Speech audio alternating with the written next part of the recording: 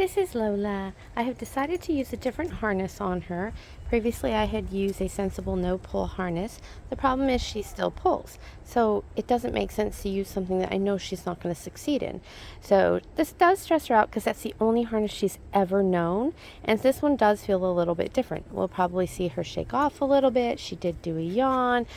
She's kind of just going down a little bit. I know her, and I know this is because she's a little unsure as to what's about to happen. But we're just going to go for a walk and see what happens. Can you hold on, Lola? Let me put on your harness. Put your leash on. I always ask permission for anything I do with her. I'm going to put this on, okay? Good girl. You see her ears go back? You want to smell? No? Okay. Hold on. Lola, can you wait? Good girl. She's still excited. This is all good. Lola, wait.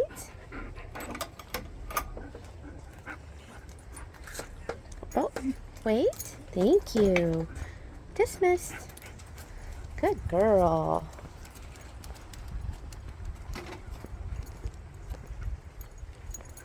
She's actually doing, well, she's stressed out. Her mouth is open, but she's moving a little bit slower than yesterday when I used the other one.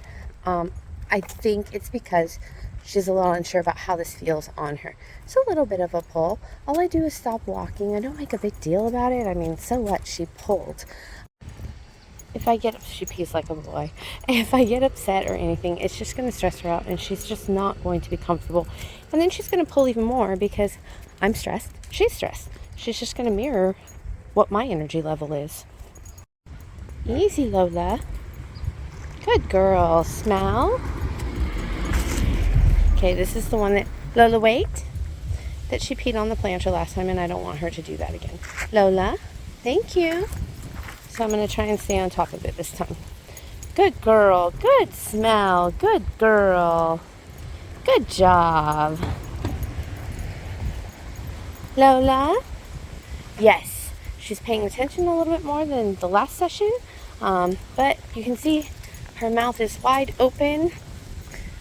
I am going to try and zoom in a little bit on her so that way you can see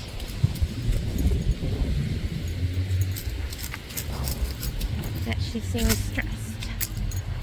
We're not going to go past the point that we went to last time because it's just too much for her. Sorry, it's very shaky and fast. I'm going to zoom back out again. This is where we went to last time. Her tail is okay. Good girl. She's focused a little bit more on me, but she's still stressed out. So this is, partially enjoyable because she is smelling. It's still stressful for her. So even though she's trying to make the best of a situation that makes her uncomfortable,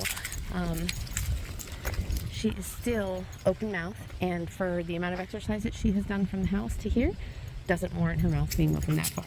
So we're just going to stop here and smell stuff, and then we're going to head back. So there's a lot going on here with Lola. I obviously am a human and she's a canine, so I'm never going to know exactly what's going on with her, so I can't really say 100% how she's feeling. I'm making assumptions is what I'm doing. But I do see her mouth is open, and from what I know with her normal closing of her mouth, see the way she looked over at the leaves, it's a pretty windy day. Good girl, Lola. I'm just going to make some assumptions to keep her safe. Good watch. You ready? Let's go this way. Come on. Good girl.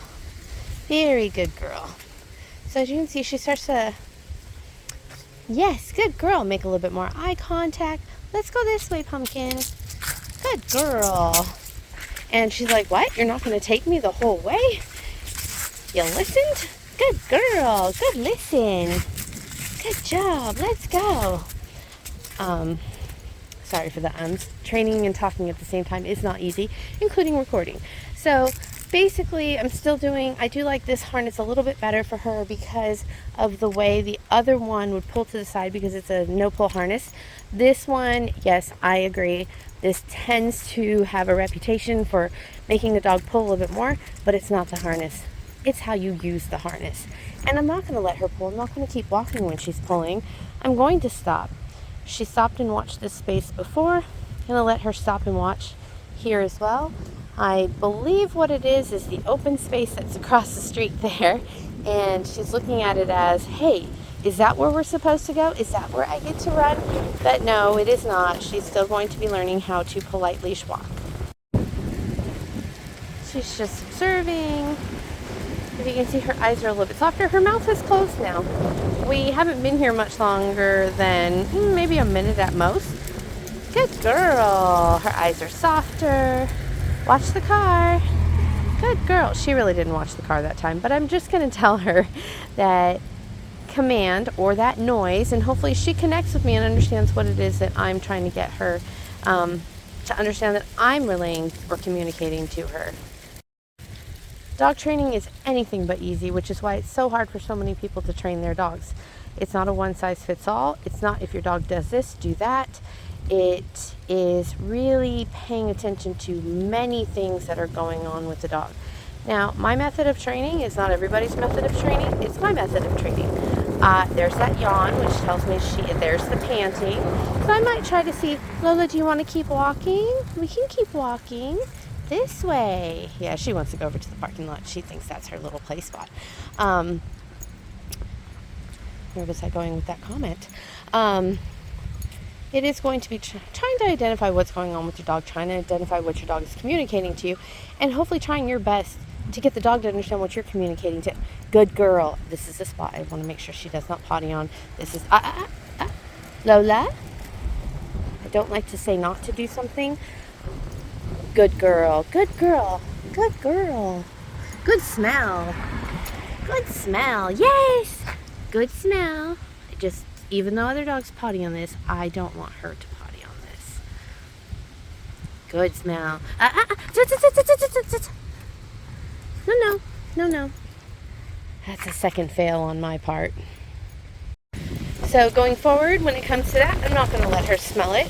What I am going to do is I'm going to avoid it because I don't want her to rehearse that behavior, peeing on people's things. It's not polite. It does happen, but what I'm going to do is adjust the way that I do things so that way I can prevent it from happening again. To each its own. Some people think it's okay. Some people don't think it's okay. When it comes to me and my dogs, I'm going to try and prevent it. So as we're heading back, you can see her body language to me appears to be much more relaxed. Is she stressed? Yes, she's stressed. But she seems to be coping with the situation better. Not as best as she could be, but better. So basically, when it comes to walking my dog, I'm just going to pay attention to what she's doing. Make sure she feels safe. If it's too much for her, I'm going to turn around and go back.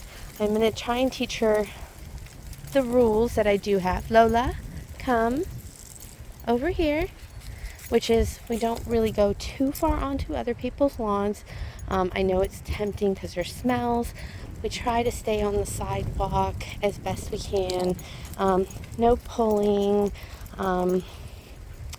as best we can, and no peeing on people's things.